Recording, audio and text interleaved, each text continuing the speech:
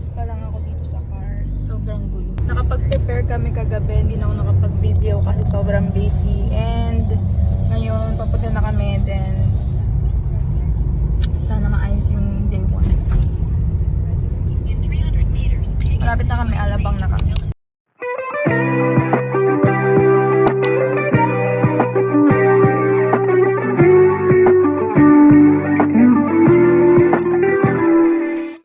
Hey guys, voiceover Tay here. So first of all, sorry for the long wait for a new video. I was so busy with school and everything, but let's go back to the video. So this is our third time joining a pop-up this year. This is with Nirvana Collectives on Instagram. I linked na lang din sa upper right ng screen yung other two pop-ups that I joined this year. Actually, this is a late upload video kasi ginanap to nung August 10 to 11 pa, and it's already November now and patapos na ngayon November. Pero I just wanted to show you our third pop-up kaya I'm still uploading it. I have two pop-ups left na hindi ko pa na-edit and I will post them next month. And so yeah. So, as previously mentioned before, this is at Polito, Alabang. Malapit lang to sa amin, kaya we really insist to join kahit medyo mahal yung, yung booth. Join pa rin kami because matagal na talaga namin gusto mag-join sa Nirvana. And as you can see, ang laki ng space. Pag kinompare mo dun sa last two pop-ups na sinalihan namin, this is no question the biggest space na rent namin for a pop-up. And I think it's worth the money kasi ang dami namin nadala. So, ito yung naging final arrangement namin. So, yung booth na to is I shared with my partner. Yung brand niya is yung anco.ph and mine is ravenclub.ph. And kahit ang dami namin dala, as you can see, spacious pa din yung space na nirent namin. So, yeah. So, I just wanted to share lang din na dun sa last upload ko about a flea market pop-up, there's a one comment that really softened my heart.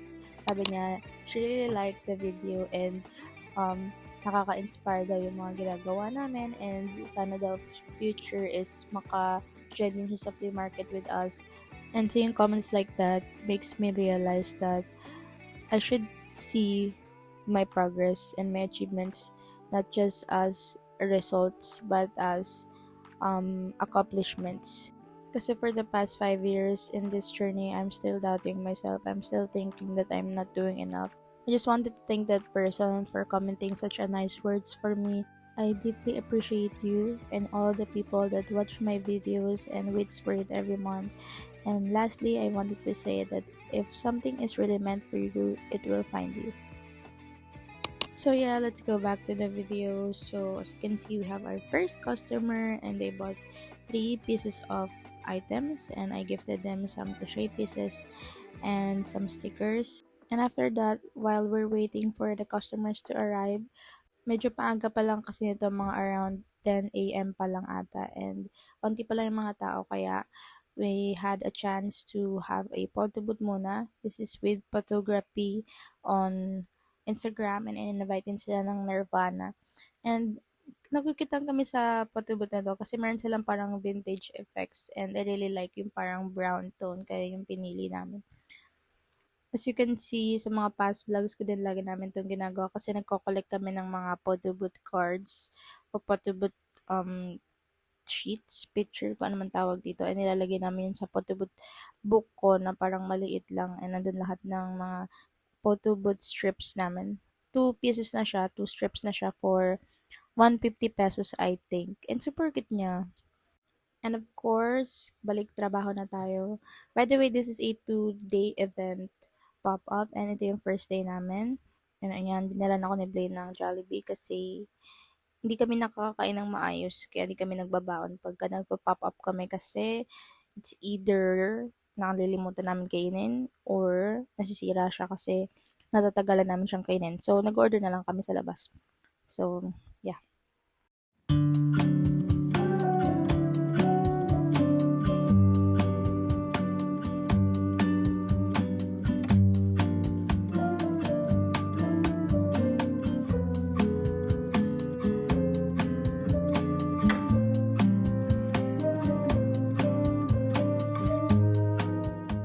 So, at this time, people are coming na. It's around 12 or 1 p.m. na. And nag-iikot-ikot lang ako because ayaw kong masyadong tumambay dun sa booth because people are not coming pag nakatambay ka sa booth. It's the one thing that I noticed. So, nung umalis na ako, they started coming in kasi mas malaki na yung space. And as you can see, there's a lot of pretty girlies na sa aming booth. And may cute na dog na dinala nung owner. I don't know if it's pit bull or a bulldog, pero super cute niya. Naka-pampers pa. So, this is our second sale for the day. It's a 3 pieces item from the 3 for 1,000 rack. And yeah, nalimutan ko na mag-video for the rest of the day, but this was around night na and nag-aantay na lang kaming mag-close.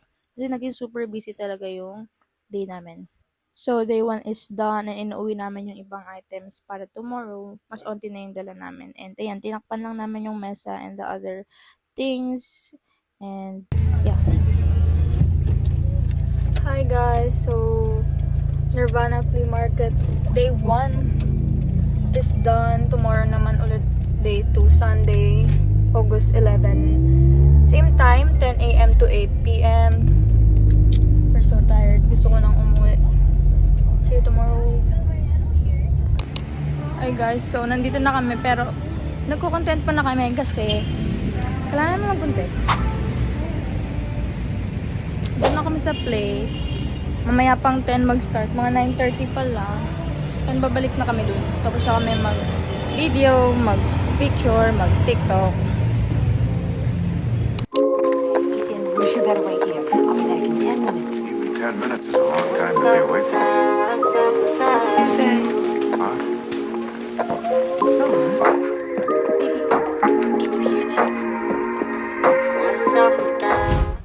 So, it's day 2 na. And as you can see, ayusin na naman namin ulit yung booth kasi tinakpan namin kahapon. But yeah, mabilis lang yun. And after ilang minutes lang, may pumasok na ulit ng customers. And yeah, nag 20% off kami kasi it's the last day na rin namin here.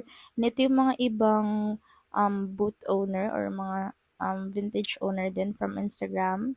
Na-follow ko din yung iba dyan. Some of these people are lagi talaga flea market. Parang full-time flea marketer sila. Pero kami, it's our part-time job lang. Like, ginagawa lang namin every time na walang school, walang other agendas in life, ganyan. So, in these clips, in the following videos, hindi yun ako masyado makikita because I was in my chair on the other side of the, basta dun sa dulo, umupo ako dun kasi natatakpan yung booth. Pero hindi nyo ako masyado makikita because I have a severe cramps this day. Ang malas ko talaga. Every time flea market kami, ang malas ko talaga. So, yan. Si Bin mo rin nag-video for the vlog. Pineflex nila yung mga pieces na binibenta namin. Like this one, I'm doing a rework like this and binibenta ko sa shop ko. I already mentioned din sa mga ibang vlogs ko na nagpapa-customize and commission ako ng mga ganyan beanies. And ito naman yung kay Blaine. Mga men's wear yung kanya and this is mine, mga dresses on my Instagram. Makikita nyo to sa feed ko, yung mga available items is still available on my Instagram account.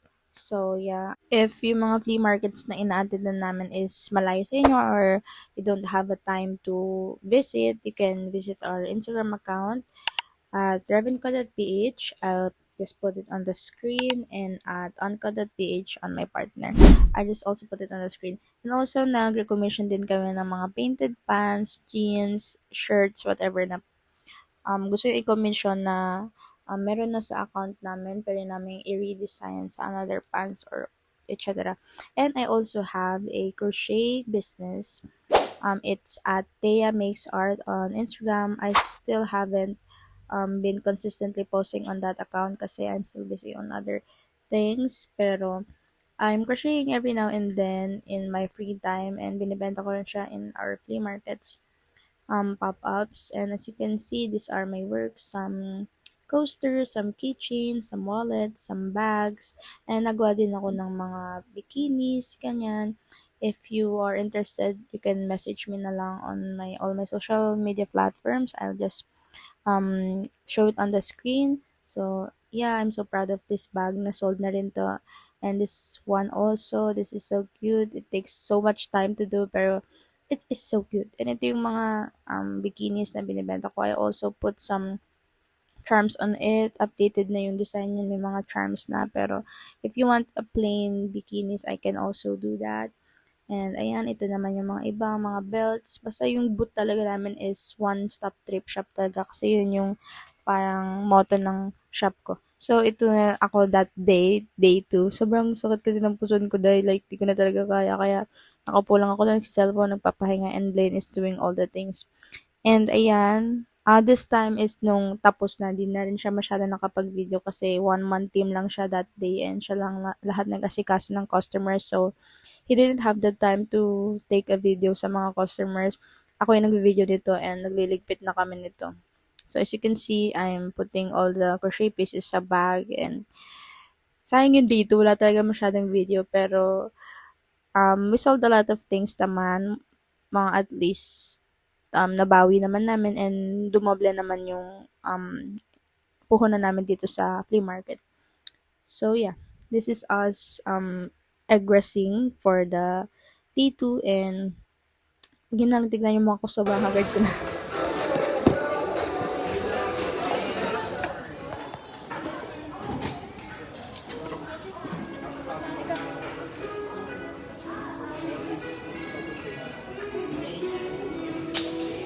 So, ito na yung behind the scenes ng pag-flea market.